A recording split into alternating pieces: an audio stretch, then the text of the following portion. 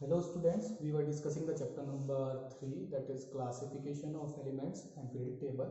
So in the previous videos we have discussed some properties such as atomic radius, ionization enthalpy, gain enthalpy and electronegativity and their variation through periodic table, ठीक है, of elements. चलिए check करते हैं कुछ questions आज हम करेंगे जो एनसीईआरटी के हैं. कंटिन्यू करते हैं. Question number 22, page number 97. Question number 22, that is what is the basic difference between the term electron gain enthalpy and electronegativity. As I have discussed this question, we have discussed in the last video, you can check. So let's move toward the question number 23. How would you react to the statement that electronegativity of N on Pauling scale is 3 in all the nitrogen compounds? तो जो हमने scale बना के बताया था, इसका 4 है, इसका 3.5 है और इसका n है अकॉर्डिंग. तो इस पोलिंग स्केल के अकॉर्डिंग ये 3 वैल्यू रखता है, ठीक है. हाईएस्ट वैल्यू 4 हो सकता है, तो हाईएस्ट से लोएस्ट की साइड अगर हम जाएंगे तो इस तरीके से वैल्यू डाउन हो जाएगा. इलेक्ट्रोनेगेटिविटी निकालने का कोई आपके पास अभी मेथड नहीं है, सिलेबस में नहीं. चलिए let's move toward the question number 24. Describe the theory associated with the radius of an atom agar it gains electron and loses electron. It is asked that the theory associated with the radius, if it gain the radius, if it gain the electron, then radius increases. If it lose the electron, then radius decreases. इसका reason समझ लीजिए. अगर मैं electron and proton दोनों के बारे में बात करूं, electron and proton, suppose first case था और मेरे पास था कोई एटम था X, ठीक है, और उसके पास इलेक्ट्रॉन थे N, ठीक है, तो प्रोटॉन भी N रहे होंगे, ठीक है. तो इस केस में जब भी गेन करेगा इलेक्ट्रॉन, तो इलेक्ट्रॉन हुए N+1 एंड प्रोटॉन हुए N, तो ये इलेक्ट्रॉन ज़्यादा है देन प्रोटॉन. तो अब प्रोटॉन इतने अच्छे तरीके से अट्रैक्ट नहीं कर पाएगा, तो एटम का साइज स्लाइटली इंक्रीज हो जाएगा, ठीक है. अब अगर ये लूज करता है इलेक्ट्रॉन, तो N-1 and N, here the number of proton is greater than that of the number of electron, ठीक है, इलेक्ट्रॉन से ज़्यादा है. तो यहाँ पर जो न्यूक्लियस के पास पावर है जेड इफेक्टिव वो ज़्यादा हो चुका है, अब वो अट्रैक्ट कर पाएगा. Then in this condition atom will slightly shrink, थोड़ा सा छोटा हो जाएगा और रेडियस कम हो जाएगा. Question number 25. Would you expect the first ionization enthalpies of two isotopes of the same element to be same or different? अगर 2 आइसोटोप की बात मैं करूँ, ठीक है, suppose carbon 12 and carbon 14, electron and proton 6 and 6, electron 6 and proton also 6. तो Z effective का अगर मैं बात करूं, Z इफेक्टिव तो कार्बन 12 का और कार्बन 14 का सेम है, तो कोई फर्क नहीं पड़ेगा आइसोटोप की किस पर, आयनाइजेशन एंथैल्पीज पर, क्योंकि हमको मेन जो हमारा फंडा है, मेन जो फंक्शन है, फंडामेंटल चीज है वो प्रोटॉन है. प्रोटॉन और इलेक्ट्रॉन का रेशियो अगर चेंज हुआ तो हमारा न्यूक्लियर चार्ज चेंज होगा और तभी उसका आयनाइजेशन एंथैल्पी भी चेंज होगा. अब यहाँ न्यूक्लियर चार्ज चेंज नहीं है, न्यूक्लियर चार्ज तो चेंज नहीं है, और अगर न्यूक्लियर चार्ज चेंज नहीं है तो क्या होगा, तो Z इफेक्टिव भी सेम रहेगा. Z इफेक्टिव न्यूक्लियर चार्ज ही होता है और Z effective is directly proportional to the ionisation enthalpy, means ionisation enthalpy भी सेम रहेगा. चलिए next question. What are the major differences between metal and non metals? बहुत सारे डिफरेंस हैं, अभी जो हम पढ़ चुके हैं उसके अकॉर्डिंग बहुत सारे डिफरेंस हैं. मेटल की अगर बात करें, मेटल का सबसे अच्छा है लूजेस इलेक्ट्रॉन इजीली, हैज अगर मैं बात करूं आयनाइजेशन एंथैल्पी की, तो लो आयनाइजेशन एंथैल्पी, ठीक है, has low electron gain enthalpy, negative value. इससे पहले अगर हम लिख सकते हैं तो हैज लो जेड इफेक्टिव, तो कंपैरिजन से आ रहा है, चलिए ठीक है. तो ये सब होते हैं और इलेक्ट्रॉन लूज करता है, मेटल है तो has low electron, has low electronegativity, ठीक है. For non metal reversely non-metals we will have accept electron easily, then they will have high ionisation enthalpy, बिल्कुल होता है, नॉन मेटल का जनरली हाई होता है मेटल से, has high negative value of delta E, gain enthalpy का negative value ज़्यादा होता है, और हैज हाई इलेक्ट्रोनेगेटिविटी हाई होती है। तो ये यहाँ पर मेटल नॉन मेटल का क्वेश्चन पूछने का हमारा उसका पर्पस क्या था? उसका पर्पस यही तो था कि क्या हम मेटल और नॉन मेटल को डिफरेंशिएट कर पा रहे हैं on the basis of the property we have discussed. ठीक है, तो अभी हमने किया है। ठीक है, वरना metal non metal 9th 10th 8th ये सब इन क्लासेस में भी हमने पढ़ा है, बट यहाँ पर ये देखो कितना चेंज आ गया, तो अब हम आइडेंटिफाई कर पाएंगे। ठीक है, चलिए, so let's discuss the question number 27. Use the periodic table and answer the following questions. Identify an element with 5 electron in the outer subshell. outer subshell बेटा, outer subshell यानी कि outer subshell में 5 electron किसके हो सकते हैं? बहुत सारे के हो सकते हैं, चलो थोड़ी ना है। एक बार बताओ, Np2 NH2 Np5 हमने पढ़ा था, अब 2s2 p5 करो, 3s2 3p5 करो। हमको तो एक एलिमेंट बताना, और ये है हमारा ग्रुप नंबर 15, और ग्रुप नंबर 15 का एलिमेंट है नाइट्रोजन, फॉस्फोरस, आर्सेनिक, एंटीमोनियम। इसमें बता देना ये सारे एलिमेंट हैं, बता देना उसे कि ये सारे एलिमेंट हमारे पास हैं। दोबारा, identify an element that would tend to lose 2 electron. 2 electron कौन लूज करेगा? जिसके आउटरमोस्ट केवल एक सेल में 2 इलेक्ट्रॉन होंगे। कौन सा है? सेकंड ग्रुप के एलिमेंट है। इस ग्रुप के सारे एलिमेंट है सेकंड ग्रुप के। ठीक है, मैग्नीशियम, ये सब। ठीक है, magnesium, calcium, strontium, barium and radium. चलिए next, identify an element that would tend to gain 2 electron.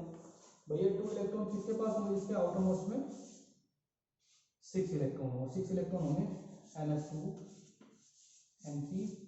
भैया ये सॉरी, अरे ये गलती हो गया भाई, पहले आप इसको समझो, मैं बता रहा हूँ। तो 2 इलेक्ट्रॉन कौन गेन करेगा? जिसके आउटरमोस्ट में 6 इलेक्ट्रॉन होंगे, 2 4 6, और 6 ये 16 ग्रुप के एलिमेंट है, जो कि oxygen, sulphur, selenium, tellurium and polonium है। ये वाला गलती हो, ये वाला वो कह रहा था कि 5 इलेक्ट्रॉन किसके आउटर सब शेल में है। तो आउटर सब शेल में Np5 अगर हुई तो शेल हो गया पूरा आउटर सब शेल, और यहाँ नेक्स्ट में इसमें सब शेल ही आएगा 9। ठीक है, सब शेल में, तो फिर ये टोटल अगर इलेक्ट्रॉनिक कॉन्फ़िगरेशन देखा है तो 17 ग्रुप बनना है भैया, तो 17 ग्रुप लिखेंगे इसको। ये थोड़ा गलत हो गया, ये लिखा गया आउटर शेल में 5 इलेक्ट्रॉन के अकॉर्डिंग, आउटर शेल में 5 इलेक्ट्रॉन के अकॉर्डिंग लिखना, आउटर सब शेल में। हाँ तो ठीक लिखा है, तो ये होगा 17 FClBrI। ठीक है, चलिए। Fourth, identify the group having metal, non metal, liquid as well as gas at the room temperature. बिल्कुल सही बात है। अगर हम इसके बारे में बात करें तो हमारे पास जो होता है, ये ग्रुप है हमारे पास एक, इसको हम बोलेंगे 27 का ए पार्ट था, बी, सी और डी। ग्रुप नंबर 17 है, फ्लोरीन, क्लोरीन, ब्रोमीन, आयोडीन और एसिटाइन। ठीक है, अब देखना नॉन मेटल, यहाँ तक सारे नॉन मेटल हैं। ठीक है, गैस, गैस, लिक्विड, सॉलिड, और ये रेडियो एक्टिव है, ये मेटल इफेक्ट करता है। ठीक है, चलिए।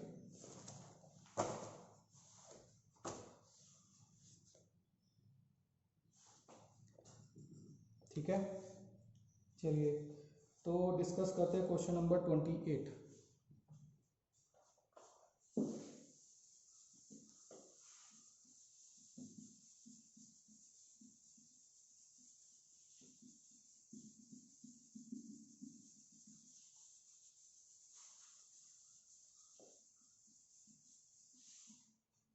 देखते हैं क्या बोलता है क्वेश्चन नंबर 28।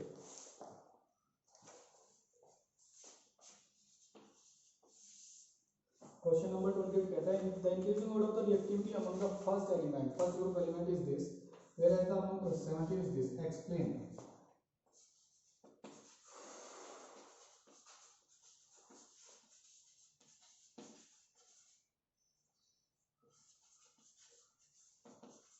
रिएक्टिविटी ऑर्डर इसको लिखा ही नहीं है, और 17 का लिखा है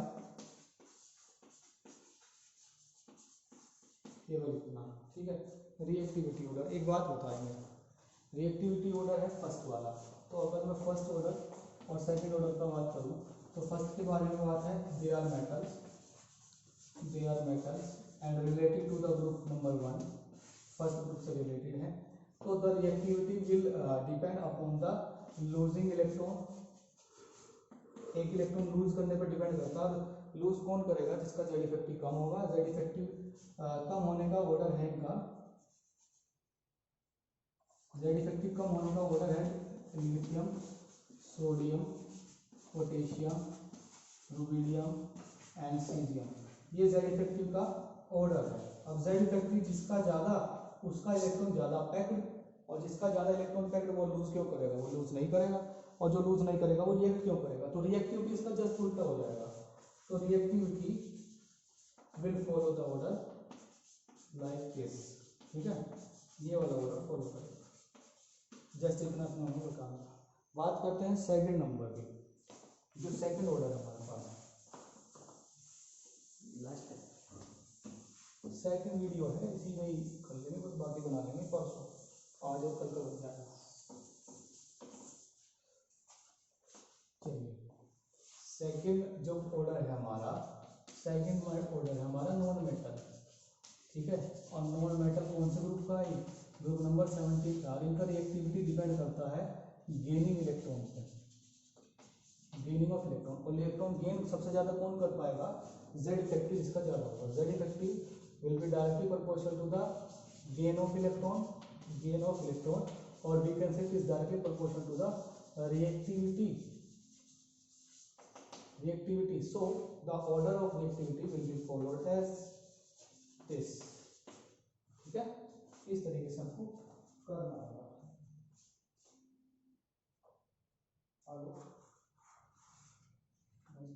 बेटा मैं क्लास ले रहा हूँ, मैं आपको कॉल करूँगा।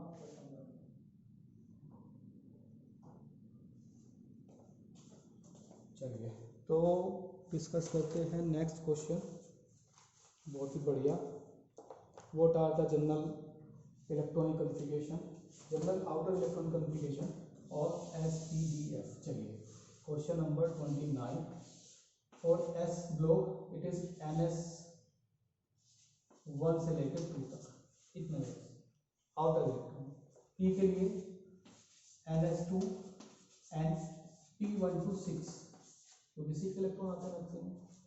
डी के लिए NS2 and N-1 D1 to 10, ये आएगा। बात करते हैं F के लिए, F के लिए आएगा आउटर NS2 एक कम, N-1 D 1 से लेकर 2, और फिर आएगा N-2 F 1 से लेकर 14, ये D1 आएगा इसमें, D, ठीक है। तो ये आपका जनरल इलेक्ट्रॉनिक कॉन्फ़िगरेशन है सभी ब्लॉक्स के लिए। क्वेश्चन नंबर 30, डिस्कस करते हैं। ये जनरली आपको याद ही रखना होगा, तो उसको याद ही रख लेंगे।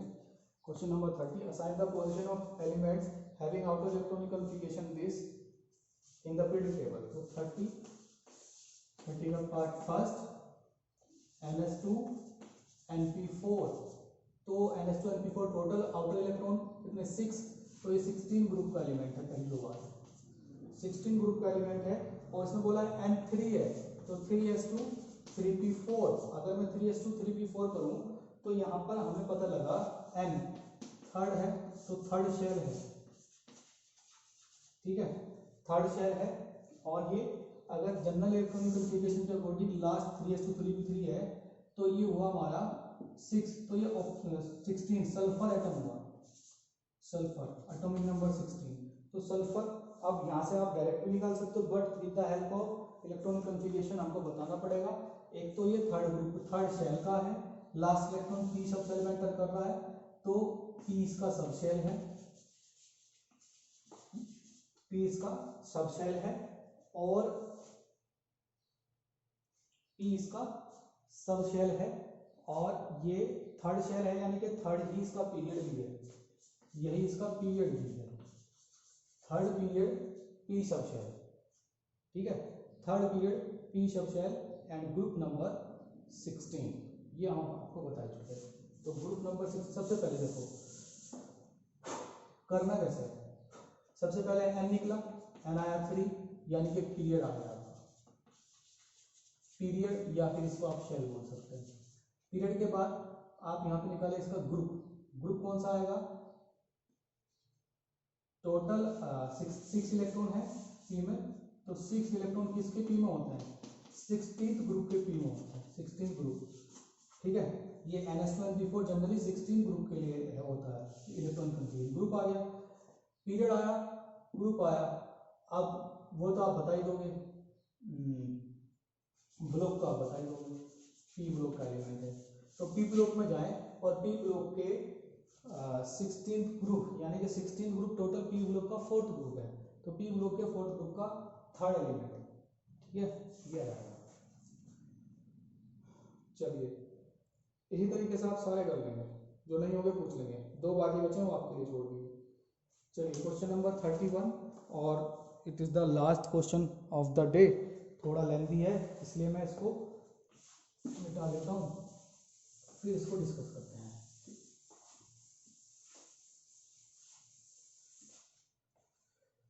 लिखना भी पड़ेगा, चलिए लिख लेते हैं। कुछ एलिमेंट दिए हैं, यहाँ पर एलिमेंट, यहाँ पर gain enthalpy first, gain enthalpy second, sorry ionisation enthalpy है ये, और गेन एंथैल्पी, तो इसको मैं जो है इसको लिख देता हूँ आई फर्स्ट और आई सेकंड, अपनी थोड़ी सी सहूलियत के लिए। क्वेश्चन नंबर है ये 31, क्वेश्चन नंबर है 31, ये टेबल दिया है, इसको मैं फिल कर लेता हूँ। इनका फर्स्ट,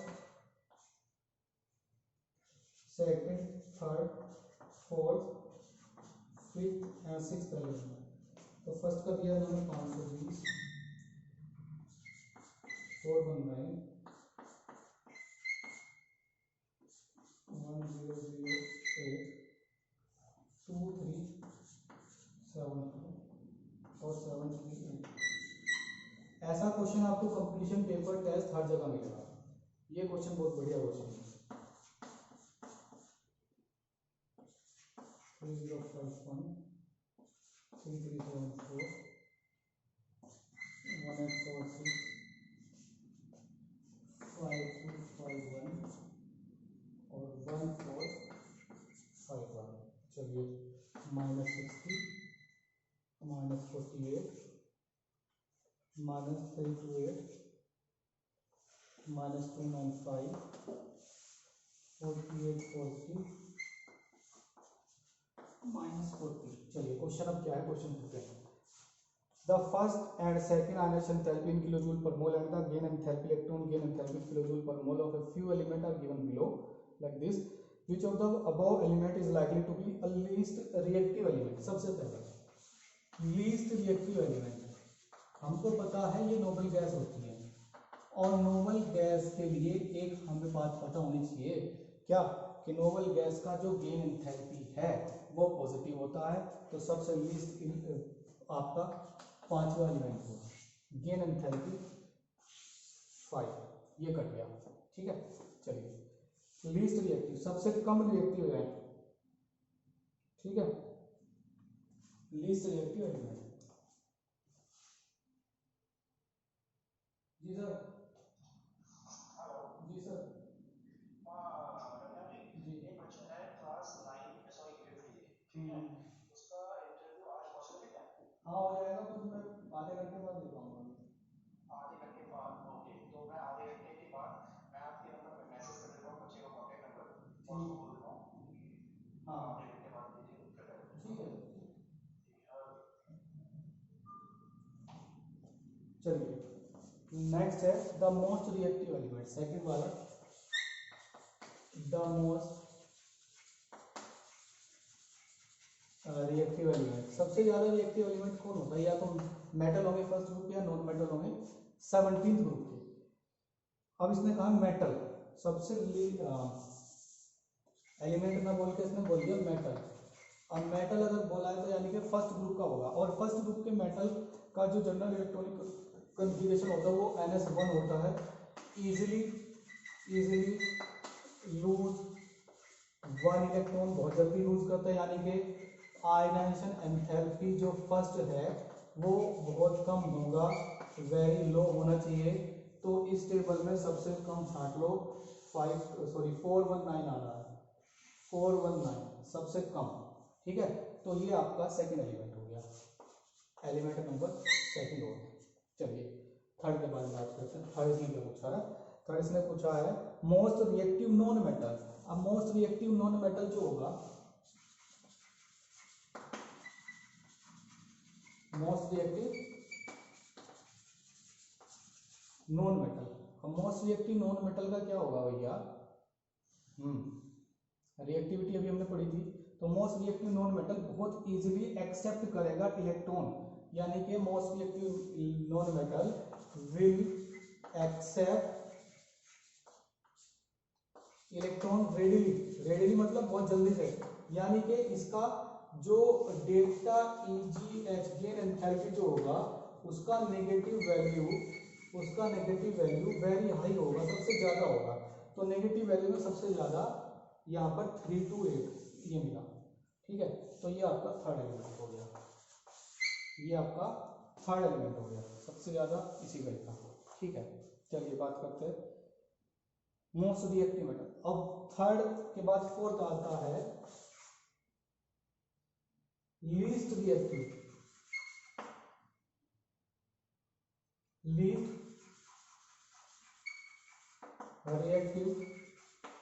नॉन मेटल। अब यहाँ दो कंसेप्ट लगेंगे,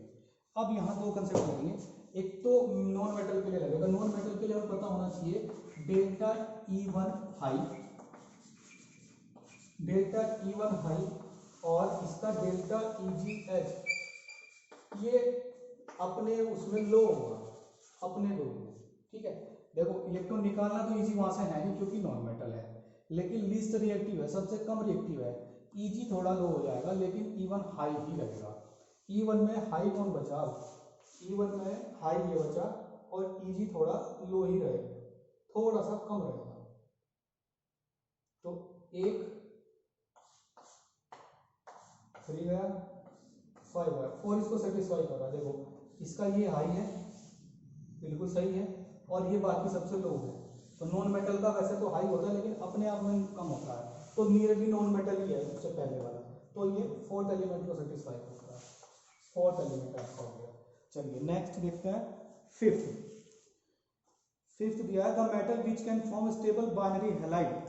metal which can form stable binary halide. अब binary halide suppose metal X2 बनेगा, यानी कि वैलेंसी 2, यानी कि ग्रुप नंबर सेकंड का होना चाहिए, ग्रुप नंबर सेकंड का होना चाहिए। ग्रुप नंबर सेकंड में 2 इलेक्ट्रॉन लूज करने के बाद क्या हो जाता है? आयनाइजेशन एंथैल्पी हाई हो जाती है, आयनाइजेशन एंथैल्पी हाई हो जाती है। पहली तो कम होगी, दूसरी लो होगी, पहली कम दूसरी लो। बचा है हमारे पास केवल फर्स्ट और सिक्स, पहली कम दूसरी लो, नहीं पहली कम और दूसरी हाई, यही बचा है।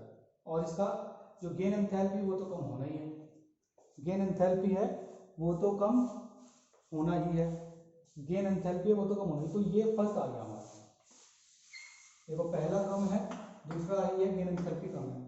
केस इसमें भी यही है, पहला कम है, दूसरा हाई है, इसका भी कम है, लेकिन ये इससे भी कम वाला मेटल है, ये इससे भी ज्यादा रिएक्टिव वाला मेटल है। तो ये हो गया, ये आ गया फिफ्थ का आपका फर्स्ट। तो नेक्स्ट क्वेश्चन से हमने पहचान लिया, 6 क्वेश्चन दिया, वो कह रहा है कि ये MX बनाता है, इस टाइप का है, तो ये ग्रुप फर्स्ट का है, और ग्रुप फर्स्ट के लिए गेन एंथैल्पी और भी कम होगी, तो यानी कि ये 6th एलिमेंट होता है, ये हो जाएगा आपका 6th element. So this is the question number 30, और थोड़ा लेंथी क्वेश्चन था, थोड़ी 31, बहुत सारे कंसेप्ट इसमें लगे, मैक्सिमम सारे कंसेप्ट जितने भी हमने अब तक पढ़े थे वो सारे कंसेप्ट इसमें अप्लाई हो गए। और बहुत ही अच्छा क्वेश्चन था कंपटीशन के लिए, क्योंकि लेंथी क्वेश्चन है, कंसेप्चुअल है और बहुत ही ज़्यादा उलझा हुआ क्वेश्चन है। और ऑप्शन इसी तरीके से देता है, टेबल बना देगा और कोई एक दो क्वेश्चन पूछ लेगा और 4 ऑप्शन दे देगा, फर्स्ट सेकंड थर्ड फोर्थ 5, ऐसा करके क्वेश्चन दे सकता है। ये कभी ना कभी मैं आपको टेस्ट के पेपर में जरूर दूंगा क्वेश्चन, ठीक है। इसलिए आप इसको तैयार करें, नहीं समझ आया तो दोबारा वीडियो देखें, फिर भी नहीं समझ आता तो पहली क्लास में आप इसको पूछ सकते हैं। चलिए, that's all for today and thanks for watching the video.